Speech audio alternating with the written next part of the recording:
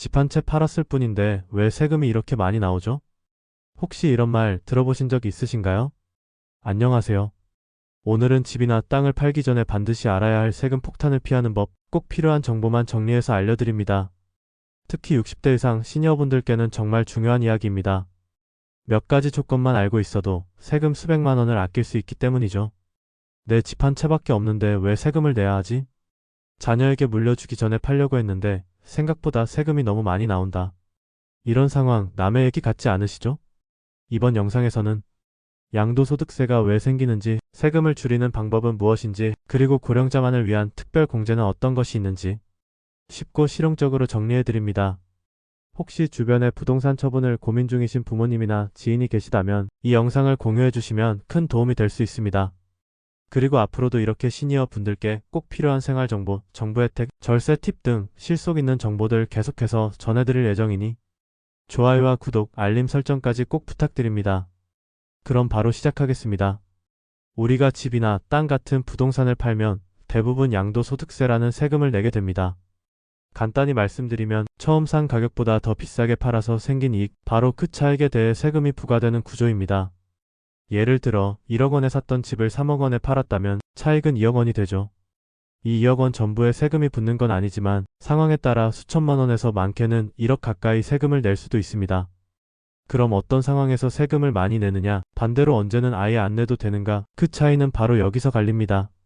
집을 얼마나 오래 갖고 있었는지, 실거주를 했는지 임대를 줬는지, 집이 한 채인지 두 채 이상인지, 이런 조건들이 양도소득세를 결정짓는 핵심 기준입니다. 많은 분들이 집이 한 채밖에 없는데 왜 이렇게 세금을 내야 하냐고 하시는데요. 1세대 1주택이면 무조건 비과세 되는 건 아니고 정해진 요건을 만족해야 비과세 혜택을 받을 수 있습니다. 잠깐, 여기서 궁금하시죠? 그럼 어떤 조건이면 안 내도 되는 거야? 영상 끝까지 보시면 비과세 기준부터 절세 전략까지 모두 알려드릴게요. 특히 60세 이상이신 분들은 추가 공제 혜택까지 받을 수 있는 경우가 많기 때문에 무심코 집을 팔았다가 세금 폭탄 맞지 않도록 지금부터 하나하나 꼼꼼히 체크해 보셔야 합니다. 양도소득세를 줄이기 위한 첫 번째 핵심은 1세대 1주택 비과세입니다. 이건 말 그대로 한 세대가 주택을 한 채만 갖고 있으면서 2년 이상 보유하고 2년 이상 실거주한 경우, 그리고 고가주택 요건인 12억을 초과하지 않는 경우 집을 팔아도 세금을 전혀 내지 않아도 되는 제도입니다. 예를 들어볼게요. 10년 전에 구입한 아파트에 직접 거주하며 살고 계신 분이라면 해당 주택 외에 다른 집이 없다면 매도 시 세금이 0원일 수도 있다는 뜻입니다. 이 조건만 충족해도 수천만 원 세금을 아낄 수 있습니다. 그런데 여기서 중요한 게 있습니다. 많은 분들이 2년 보유만 하면 되는 거 아니야? 하고 착각하시는데 보유도 2년, 실거주도 2년을 모두 충족해야 합니다. 특히 최근 몇 년 사이에 실거주 요건이 강화돼서 이 부분 잘 확인하셔야 해요. 잠깐 이런 경우도 있으실 겁니다. 나는 원래 시골에 살다가 도시 아파트로 옮겼는데 잠깐 두 채가 된 거지 투기 목적은 아니었어. 이런 경우에도 일시적 2주택 예외가 인정됩니다. 시골집을 팔기 전에 도시 아파트를 먼저 사서 두 채가 잠깐 겹쳤더라도 정해진 기간 내에 기존 주택을 처분하면 비과세 혜택을 받을 수 있습니다. 중요한 건 기간입니다. 기존 집을 얼마나 빨리 파느냐에 따라 세금 여부가 결정되니까. 꼭 영상 끝에 정리해드릴 예외 조건들도 놓치지 마세요. 그렇다면 다주택자는 어떻게 해야 할까요? 실제로 많은 시니어분들이 예전에 자녀 명의로 집을 사두셨거나 시골에 고향집을 남겨둔 채 도시 아파트에 거주하시는 경우가 많습니다. 또는 본인 명의로 두 채 이상을 장기간 보유한 분들도 계시죠. 이런 경우엔 안타깝게도 1세대 1주택 비과세가 기본적으로 적용되지 않기 때문에 양도소득세가 기본세율이 아닌 중과세율로 적용되어 세금 부담이 훨씬 커지게 됩니다. 그렇다고 포기할 필요는 없습니다.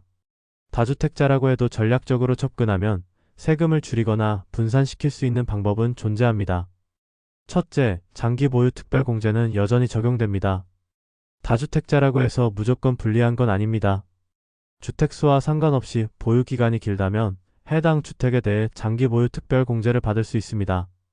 예를 들어 10년 이상 보유한 주택이라면 양도 차익의 최대 30%까지 세금을 줄일 수 있습니다.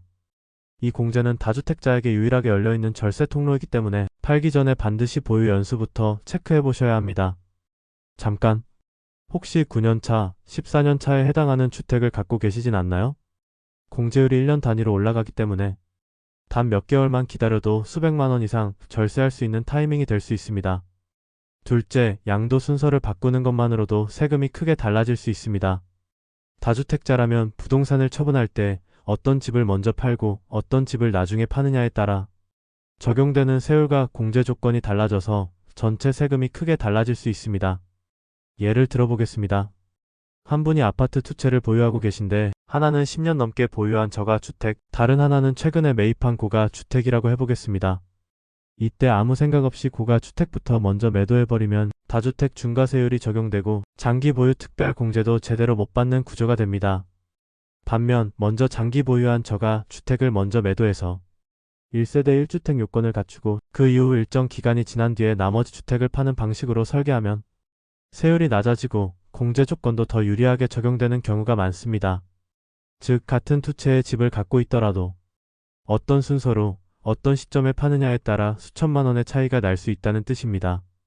잠깐, 혹시 지금 두 채 이상 갖고 계신가요? 어차피 다 팔 거니까 아무 순서나 괜찮겠지라고 생각하셨다면 정말 위험한 선택이 될 수도 있습니다. 특히 부동산 시장 상황이 바뀌고 세법 개정도 매년 달라지기 때문에 지금 팔면 손해인가요? 기다리는 게 유리한가요? 라는 질문은 단순히 감이 아닌 계산으로 접근해야 하는 문제입니다. 양도 순서 전략을 짤 땐 장기 보유 특별 공제 가능 여부, 1세대 1주택 조건 충족 여부, 보유 기간 거주 기간, 그리고 세율 중과 여부까지 함께 고려해야 하므로 국세청 홈택스의 모의 계산기나 전문가 상담을 꼭 활용하시는 게 좋습니다. 홈택스 모의 계산기는 아래 고정 댓글에서 확인하실 수 있습니다.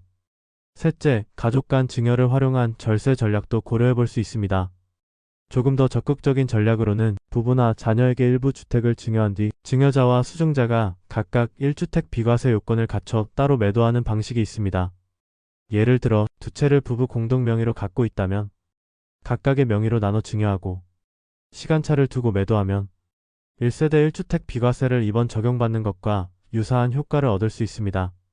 단, 이 경우는 증여세, 취득세, 주택수 계산 기준 등 복잡한 조건들이 걸려 있어서 경험 많은 세무사의 컨설팅이 필수입니다. 특히 이런 절세 전략은 단독으로 실행하기엔 리스크가 크기 때문에 인터넷 블로그에 나온 방법 그대로 따라했다가 오히려 세금 더 나왔다는 사례도 종종 있습니다. 절대 혼자 판단하지 마시고 꼭 전문가와 상담 후 진행하셔야 합니다. 정리하자면 다주택자라고 해서 무조건 손해보는 건 아닙니다. 보유기간, 매도 순서, 가족 간 명의 분산 등 전략을 잘 짜면 1주택자 못지않은 절세 효과를 얻을 수도 있습니다. 시니어분들께 꼭 필요한 두 번째 절세 혜택은 고령자 공제입니다. 만 60세 이상이시고 위에서 말씀드린 1세대 1주택 요건을 갖추셨다면 세금 계산 시 최대 80%까지 공제받을 수 있습니다. 예를 들어 양도 차익이 2억 원이라면 공제 혜택을 잘 활용할 경우 실제로 세금을 계산하는 기준은 4천만 원 수준으로 줄어들 수 있는 겁니다. 여기에 더해지는 게 바로 장기 보유 특별 공제입니다. 10년 이상 보유했다면 보유 기간에 따라 또 추가 공제가 들어가는데요. 이 고령자 공제와 장기 보유 공제를 동시에 적용받을 수 있습니다. 이 두 가지 공제를 잘만 조합하면 수천만 원 단위로 세금을 줄이거나 아예 세금을 내지 않아도 되는 경우도 많습니다. 혹시 지금 나는 해당될까? 받을 수 있는 공제가 얼마나 될까? 궁금하신 분들은 영상 하단 설명란에 국세청 계산기 링크를 남겨두었으니 직접 계산해 보셔도 좋습니다. 잠깐만요. 아직 끝이 아닙니다. 지금부터는 실제 사례로 비교해보며 세금 차이가 얼마나 나는지 눈으로 직접 확인해 보실 수 있습니다. 지금까지 말씀드린 조건들을 실제로 적용하면 세금이 얼마나 차이 나는지 궁금하시죠? 실제 사례를 하나 소개해 드릴게요. 사례 1. 65세 김 어르신. 경기도 구리시에 단독주택을 20년 이상 보유하고 계셨고 실제로도 본인이 직접 거주해 오신 경우입니다. 이 어르신은 해당 주택을 매도하면서 1세대 1주택 비과세 요건 충족, 60세 이상 고령자 공제, 그리고 장기 보유 특별 공제까지 동시에 적용받으셨습니다. 양도 차익이 약 2억 5천만 원 정도였는데 공제 금액이 합쳐져 세금이 0원으로 계산되었습니다. 즉 전액 면세가 된 겁니다. 와, 진짜 세금 하나도 안 냈다고요? 네, 요건만 잘 갖추면 가능합니다. 그런데 같은 동네 비슷한 시기에 팔린 다른 사례를 한번 보시죠. 사례 2. 50대 A씨. 이분은 2년 전 같은 동네 아파트를 매수했고 최근 집값이 올라서 단기간에 차익을 남기고 매도하셨습니다. 하지만 보유기간이 짧고 실거주 기간도 부족하고 고령자 공제도 해당 안 됐기 때문에 양도 차익 2억 원에 대해 약 4천만 원 이상의 세금이 발생했습니다. 같은 가격대의 주택이었고 차익 규모도 비슷했지만 보유기간, 연령, 실거주 여부에 따라 세금 차이가 이렇게까지 벌어질 수 있는 겁니다. 잠깐, 여기서 핵심은요. 세금은 단순히 집을 많이 갖고 있느냐, 가격이 얼마냐의 문제가 아니라 어떻게 보유했고 언제 팔았느냐에 따라 완전히 달라진다는 점입니다. 지금 이 영상을 보시는 분들도 혹시 오래 보유하고 있는 집이 있다면 또는 팔아야 할 시기를 고민 중이시라면 이 사례를 꼭 참고해 보시기 바랍니다. 내가 지금 팔면 얼마를 내게 될까? 조금만 더 기다리면 공제를 더 받을 수 있을까? 이런 판단이 수천만 원의 세금을 아낄 수 있는 열쇠가 될 수 있습니다. 지금까지는 부동산을 직접 파는 경우에 대한 이야기였죠. 그런데 많은 분들이 자녀에게 집을 물려줄 때 또 다른 고민을 하십니다. 내가 지금 팔아서 자녀에게 현금을 주는 게 나을까? 아니면 집 자체를 물려주는 게 나을까? 이건 증여냐 상속이냐의 문제입니다. 먼저 증여는 살아계실 때 자녀에게 집을 넘기는 겁니다. 증여는 증여세라는 세금이 따르는데요. 성인 자녀 1인당 10년마다 최대 5천만 원까지는 비과세, 그 이상을 넘기면 금액에 따라 세율이 1050%까지 올라갑니다. 예를 들어 시가 3억 원인 아파트를 자녀에게 증여한다면 공제 5천만 원을 제외한 2억 5천만 원에 대해 세금이 부과되는 구조입니다. 대부분 수천만 원 단위의 증여세가 나오게 되죠. 반면 상속은 돌아가신 뒤에 자녀가 물려받는 경우입니다. 상속세는 전체 상속 재산에서 5억 원까지는 공제되고 그 이상에 대해서만 과세됩니다. 배우자가 함께 상속을 받는 경우에는 공제가 더 커지기도 하죠. 그래서 어떤 분들은 이렇게 생각하십니다. 지금 주는 것보다 돌아가신 다음에 주는 게 세금 덜 나오는 거 아니냐?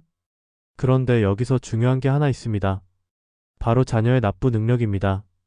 부동산을 증여받거나 상속받았는데 막상 세금 낼 돈이 없어서 부랴부랴 집을 팔아야 하는 상황이 생기는 경우가 많습니다. 시장 상황이 안 좋을 때 급하게 매도하다 보면 정작 손에 쥐는 돈은 더 줄어들게 되는 거죠. 이런 일 실제로 정말 많습니다. 아버지가 아파트 물려주셨는데 상속세를 못 내서 반강제로 팔았어요. 이런 사례는 뉴스에서도 자주 보셨을 겁니다. 그래서 꼭 강조드리고 싶은 건 증여든 상속이든 세금 계산을 미리 해보고 가족과 충분히 상의해야 한다는 것입니다. 잠깐, 혹시 지금 자녀에게 증여를 고려하고 계시다면 부동산보다 현금이 나은지, 시기적으로 지금이 유리한지 이런 부분도 함께 따져보셔야 합니다. 단순히 세금 문제만이 아니라 가족 간의 갈등까지도 염두에 두어야 하기 때문이죠.